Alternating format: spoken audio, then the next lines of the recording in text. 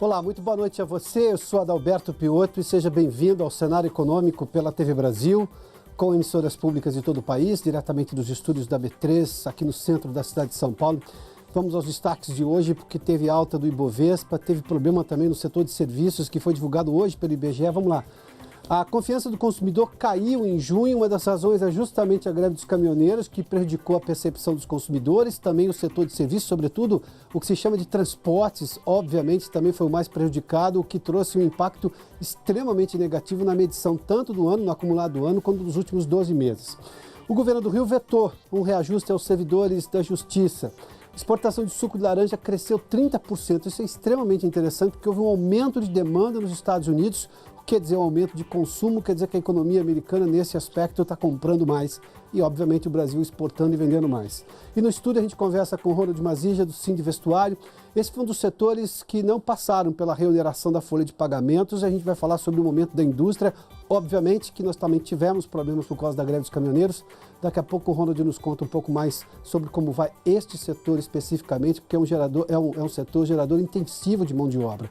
E isso, no momento de desemprego, é extremamente importante saber como está a saúde desse setor. A gente vai já para a vinheta, né? O cenário econômico está no ar.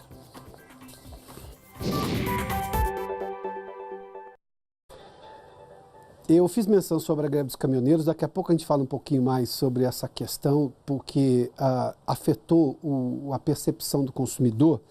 Mas só para falar do setor de serviços, os dados ainda são de maio, outras entidades já divulgaram esses números, ou pelo menos números parecidos, mas hoje o IBGE fez essa divulgação. A queda do setor de serviços foi de 3,8% no mês de maio, extremamente afetada pela greve dos caminhoneiros. Tanto que o setor de transportes, que é um serviço, foi o mais afetado, tá?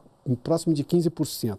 Mas só para você ter uma ideia, no acumulado agora do ano, o setor de serviços tem uma queda de 1,3%. Em 12 meses, 1,6%. Na verdade, interrompeu uma melhora nesse setor, que é justamente daquele momento de 2017, da retomada, da saída da recessão e retomada da economia no país, mas agora tivemos exatamente esse problema. Para você ter uma ideia, o setor de serviços caiu 3,8% em relação a abril e também em relação a maio do ano passado. Essa é a queda perceptível do setor de serviços divulgada hoje.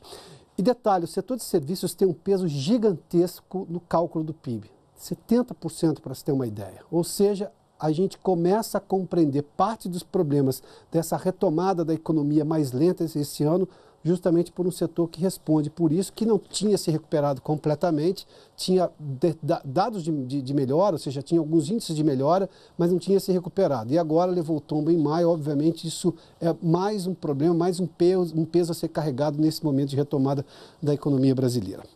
Bom, ontem nós trouxemos aqui no cenário econômico, eu vou repetir um dado que era justamente sobre o endividamento das famílias, um dado da FEComércio aqui de São Paulo. Bom, tinha caído o endividamento das famílias, a inadimplência estava estável, mas eu fiz ali também uma outra menção de onde que as famílias estavam endividadas. Vamos lá dar uma olhadinha nesse dado, porque a gente demonstra claramente essa situação, porque ela chama atenção. Isso só para retomar o dado de ontem. Está aqui, em junho caiu o endividamento das famílias, 1,7%, ou seja, as famílias estão conseguindo comprar, estão saindo da dívida, ou não estão fazendo mais dívidas, estão conseguindo pagar à vista, justamente porque a percepção da economia está um pouquinho ruim, menos positiva do que se tinha anteriormente, e obviamente as pessoas estão tentando sair da dívida. Isso quer dizer menos 70 mil famílias endividadas no país. Estar endividado não é um problema, eu gosto sempre de mencionar isso. As pessoas, quando vão comprar a prazo, estão endividadas. O problema é se você tem solvência, tem condições financeiras para bancar aquela dívida. Se você faz uma dívida que você compromete 30% do seu orçamento e você vai ficar 24 meses com aquilo, não é um problema. Até porque você consegue lidar com 70% se você conseguir pagar as outras contas. Então, essa novidade de 30% fica a dívida. O problema é a inadimplência. A inadimplência está estável, embora seja bastante alta ainda. Nós temos 19,2% de inadimplência, com 750 mil famílias na condição de inadimplência. Vamos lá. Menos da metade das famílias aqui, esse dado é positivo.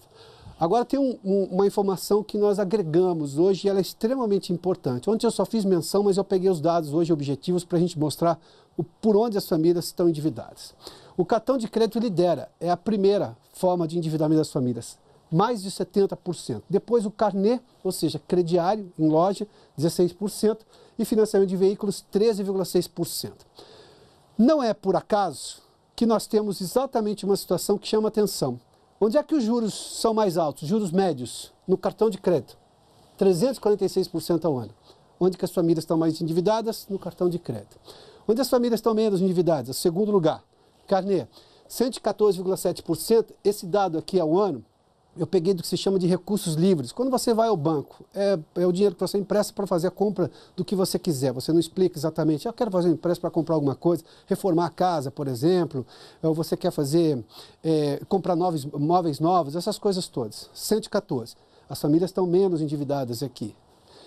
E financiamento de veículos, que normalmente tem uma taxa um pouco melhor, é de 21,5% ao ano. Obviamente que quando você olha para o cartão, o que você ouve normalmente do jornalismo econômico é, de novo, aquela história. Ah, não se tem educação financeira no Brasil, as pessoas não têm planejamento. Obviamente que também você tem um crédito pré-aprovado no cartão de crédito, naquele mês você pode gastar sem pedir autorização para ninguém, basta a sua consciência, você decide ou não. Tudo isso explica essa situação do endividamento? Explica, obviamente, são alternativas razoáveis para se explicar. E talvez elas sejam reais também, na maior parte dos casos. Agora, você não considerar 346% ao ano de juros, se você deixar de pagar o cartão, que pode ser não porque você exagerou na compra, pode ser que você tenha tido um problema em 2, 3 meses, perdeu o emprego. Como é que alguém consegue sustentar uma dívida com 346% ao ano? Culpar o brasileiro porque não teve educação financeira faz sentido em algum momento. Apontar o brasileiro como alguém que não tem planejamento financeiro também faz sentido. Agora, em algum momento, as pessoas precisam evoluir nesse debate e compreender que 346% não é taxa de juros, não é remuneração do capital. A explicação de juros em economia, a explicação clássica é assim, o custo do dinheiro, né? A remuneração do capital emprestado. 346% não é remuneração de capital em nenhum lugar civilizado do mundo. Ou seja, se alguém acidentalmente perdeu condições de pagar e ficar devendo no cartão de crédito, ficou devendo no cartão de crédito, ela vai se tornar inadimplente não porque ela não tem educação financeira, não porque ela não tem planejamento financeiro, é porque os juros também são absurdamente altos. Essa discussão você acompanha aqui no cenário econômico desde quando nós começamos lá no dia 6 de março de 2017 e a gente vai continuar esse debate. É absolutamente necessário que se aponte todas as razões, sem nenhuma exclusão, de o porquê que nós temos endividamento das famílias, mas, sobretudo, por que a gente tem inadimplência alta? Quando você pede demais em juros, você está derrubando, evidentemente, o seu consumidor. E é o que está acontecendo. Boa parte do consumo está baixo porque as pessoas não têm crédito para conseguir comprar ou elas estão fazendo o que se chama de transferência de riqueza delas para os bancos que cobram essas taxas abusivas no cartão de crédito. Vamos lá, vamos seguir então, para não ficar as coisas muito mal explicadas. Vamos falar da confiança do consumidor, que caiu agora, e parte disso é um pouco da percepção, mas tem um pouco aqui de uma explicação que vale mais, um pouco além também. A gente sempre traz informações um pouco adicionais aqui, um olhar mais amplo no cenário econômico. Em junho caiu 6,1%, é uma queda expressiva, 38,8 pontos, é o menor desde janeiro de 2017, esse índice aqui. Menor por quê? Porque a régua vai de 0 a 100, abaixo de 50 é pessimismo. Mas vamos lá. Por que as pessoas estão pessimistas? Elas têm razão? Obviamente que têm, mas tem algumas incongruências nas respostas das pessoas. Em algum momento nesse país as pessoas estão dizendo não para tudo, que tudo está ruim, que a situação está difícil. Obviamente que há problemas. Mas se eu tenho aqui, se as pessoas foram perguntadas sobre o momento da economia, quase 80% disseram que estão com sentimento negativo em relação ao momento da economia. Sobre o futuro da economia, um pouco menos. Nossa ideia de brasileiros que lá na frente tudo vai melhorar se justifica aqui. 53% também se disseram pessimistas, mais da metade. Mas se eu pergunto como é que está a sua saúde financeira, a sua vida financeira, só 19% se dizem pessimistas. A menos que as pessoas recebam heranças de quem mora no exterior, e obviamente isso não é a razão da maioria da vida das pessoas, essas pessoas lidam com a economia real e só 19% se dizem pessimistas. Ou seja, aqui eu tenho, obviamente, respostas claras, as pessoas estão justificando a razão, mas eu tenho aqui, obviamente, que uma negatividade quase que intrínseca do momento de desalento com relação a tudo, o que não é realista também. aqui eu tenho uma resposta que talvez seja mais realista, é sempre bom checar essas coisas todas. Bom, a Flávia Gross tem informações agora no Rio de Janeiro, porque o governador do estado disse não, vetou um reajuste aos servidores. Flávia, boa noite. Boa noite, Piotr. Boa noite a todos. É isso mesmo, tem que controlar os gastos dos servidores aqui do Rio, porque o aumento não vai vir por agora. O governador Luiz Fernando Pezão vetou ontem o aumento dos servidores do Judiciário, do Ministério Público e também da Defensoria Pública do Rio. Esse veto foi publicado hoje no Diário Oficial do Estado. O aumento era de 5% e ele tinha sido proposto lá em 2015, mas ele só foi aprovado mesmo no fim do mês passado aqui na LERJ, que é a Assembleia Legislativa do Rio de Janeiro. Pezão alegou que esse aumento é inviável por conta da crise financeira do Rio de Janeiro e que, se arcasse com esses gastos, o Rio poderia ficar inadimplente aí com a União. Agora, só em agosto, Piotr, quando os deputados estaduais voltarem do recesso parlamentar, é que eles vão poder analisar esse veto do governador Luiz Fernando Pezão. Piotr.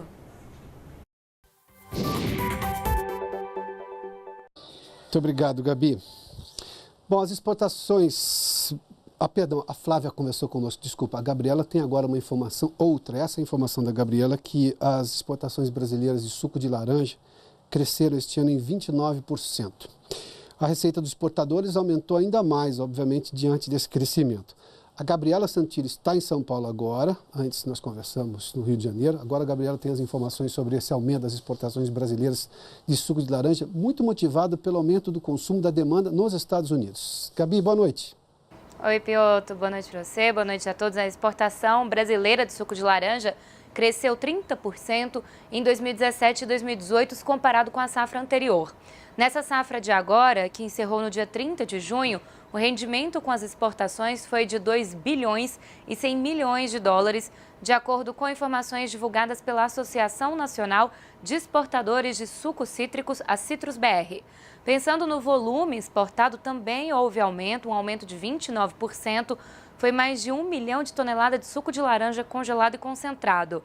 Na temporada de 2016 e 2017, o total ficou perto de 890 mil toneladas de suco. O que pesou nesse crescimento agora, que é bem relevante, foi justamente o aumento de exportação para os Estados Unidos, um aumento de 83%. De acordo com o diretor executivo da Citrus BR, influenciou bastante os efeitos do furacão Irma, que prejudicou a produção local, principalmente ali na Flórida. Ao todo, os norte-americanos importaram 315,5 mil toneladas, equivalente de suco de laranja concentrado. E a receita só com exportações para o país subiu 77% entre essas duas safras. Mas o principal mercado de exportação de suco de laranja brasileiro continua sendo a União Europeia, que também importou 16% a mais do produto na última temporada. Os europeus foram responsáveis por mais da metade das exportações desse suco em 2017 e 2018. A Ásia também aumentou a exportação na última temporada, pegando como exemplo o Japão, que é o maior importador ali da região. O crescimento entre essas safras foi de 33%. Piotr.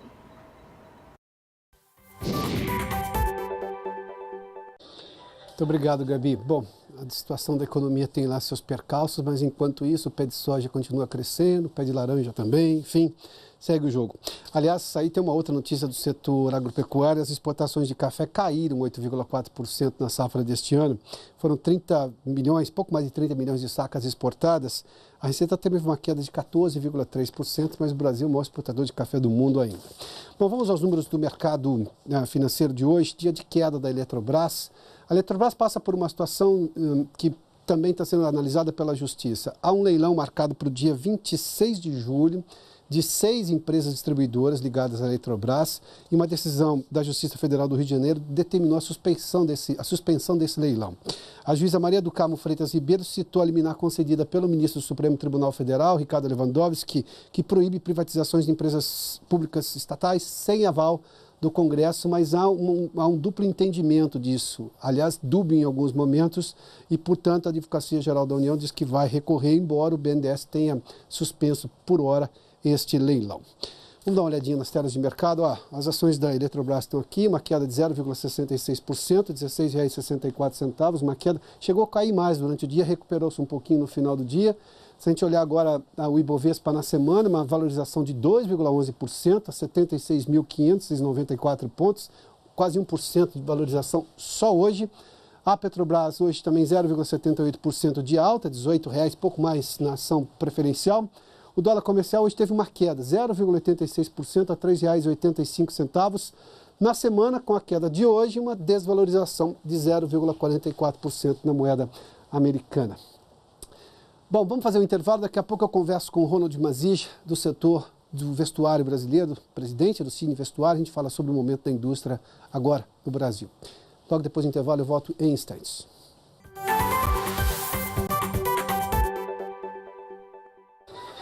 Já de volta com o cenário econômico aqui pela TV Brasil, diretamente dos estúdios da B3, no centro da cidade de São Paulo, para conversar com o Ronald Mazige, do Cine Vestuário. Ronald, bem-vindo. Muito obrigado. Você não tinha vindo nesse estúdio novo ainda? Não, estúdio novo chique. Assim. Bom, eu estou retomando porque você não tinha vindo, porque quando conversamos antes, você falava, ainda estava na discussão da reoneração ou não de todos os setores, o Cine Vestuário foi contemplado pela manutenção da desoneração. Por mais 2 anos. Da folha de pagamento. Da folha de pagamento. Há toda uma discussão, eu tenho 2 linhas econômicas que pensam de forma antagônica. Que o Estado brasileiro não tem que dar subsídio nenhum à indústria, que o momento já passou, porque isso é uma política equivocada. E quem defenda, porque, sobretudo, setores que têm geração intensiva de mão de obra, como é o caso do vestuário.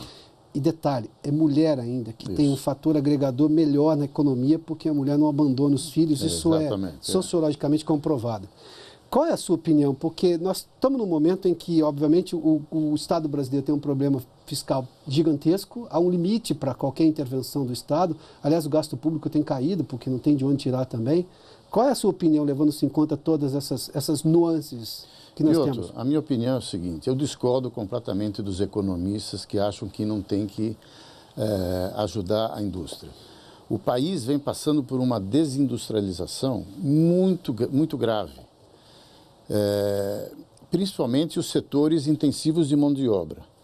Para você ter uma ideia, você estava falando que o setor de serviço caiu 3% em relação ao mês passado, 3,8%. O setor de confecção caiu 15,5% em relação ao mês passado e o mesmo percentual em relação ao mesmo mês do ano passado, que já foi terrível.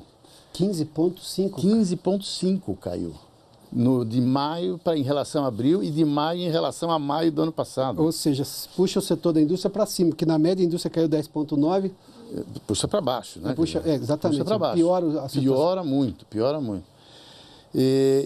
E o Brasil está enveredando por um caminho que não está certo. Ele está enveredando por um caminho que já existiu em 1950, década de 50, 60, que era focar em venda de commodities, venda de produto básico, produto primário.